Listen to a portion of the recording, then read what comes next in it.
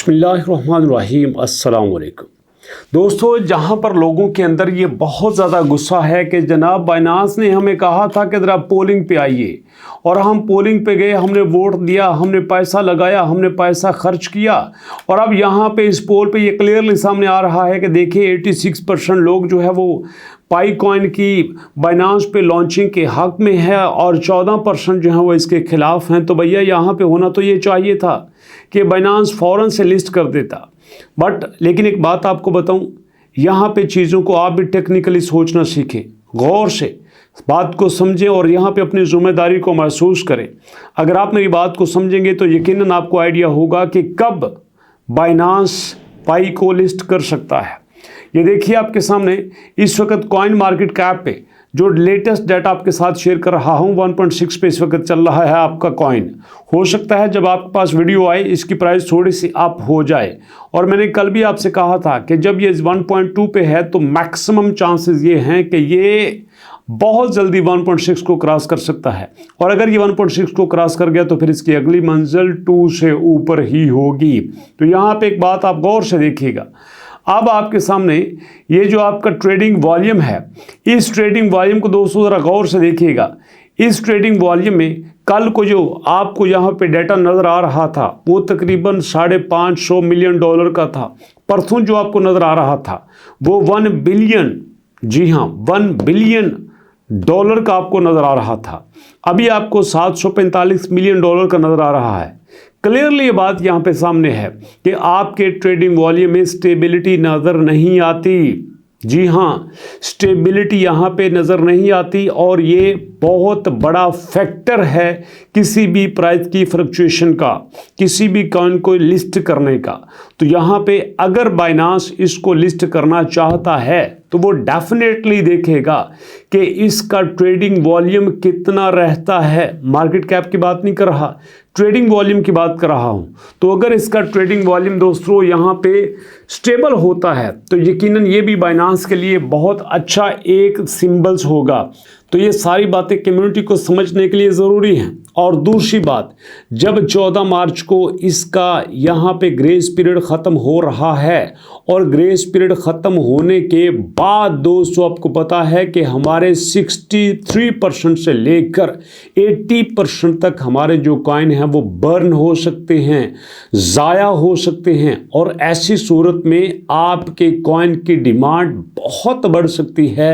और मुझे पूरा यकीन है कि वहाँ पे हमें आपके पाई कॉइन की प्राइस में एक बड़ा पंप देखने को मिल सकता है।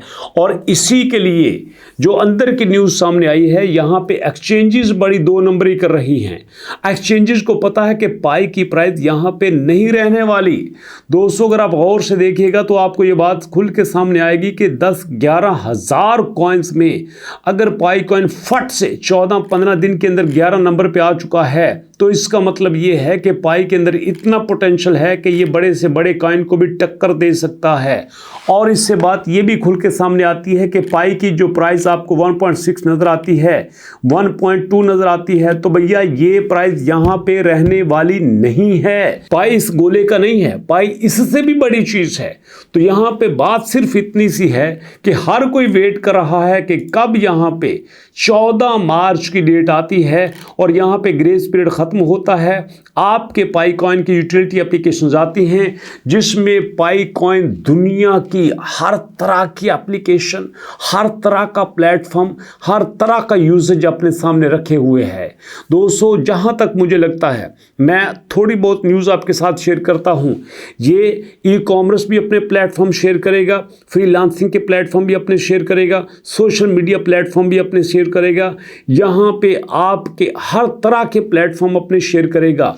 और अगर आप पाई के पाइनियर हैं या आपके पास पाई हैं तो इसकी पूरी कोशिश होगी कि मैं अपने पाई को, अपने इकोसिस्टम इस तरह से यूटिलाइज करूं कि मेरे यूज़र को मेरे पाई के बदले दुनिया की हर चीज़, हर सर्विस मिले। तो इस तरह से पाई अपना एक इकोसिस्टम बनाने में कामयाब हो सकता है। और मेरी ये प्रेडिक्शन है, असेसमेंट है मेरी, कि पाई ऐसा कर चुका है।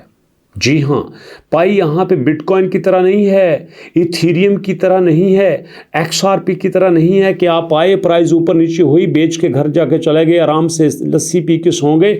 अरे ऐसा नहीं है, पाई एक अलग सी चीज़ है। पाई को स्टार्ट में ही लोगों ने बड़ा मैनिपुलेट करने का कोशिश किया, बट ऐसा हुआ नहीं है।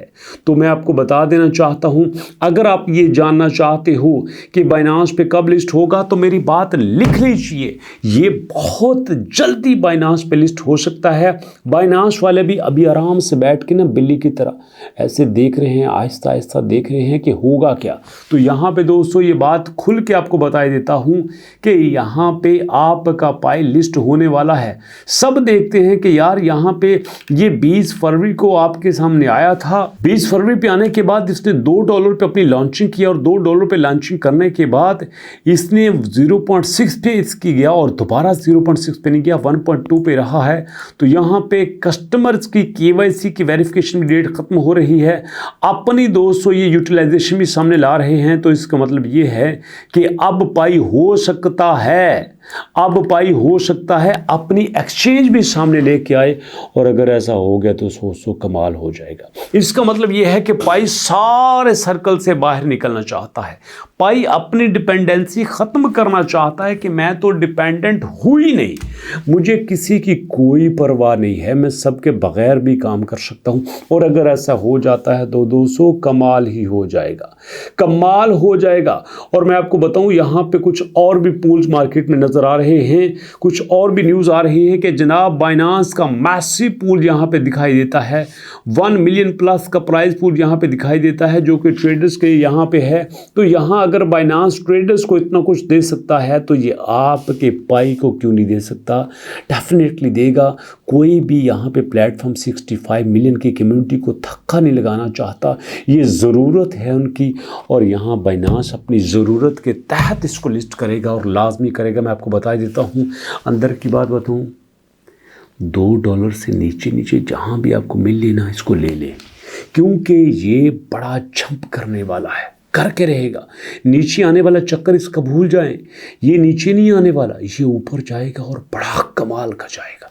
ये मेरी बात लिख लें, बाकी मानना ना मानना आपकी मर्जी है।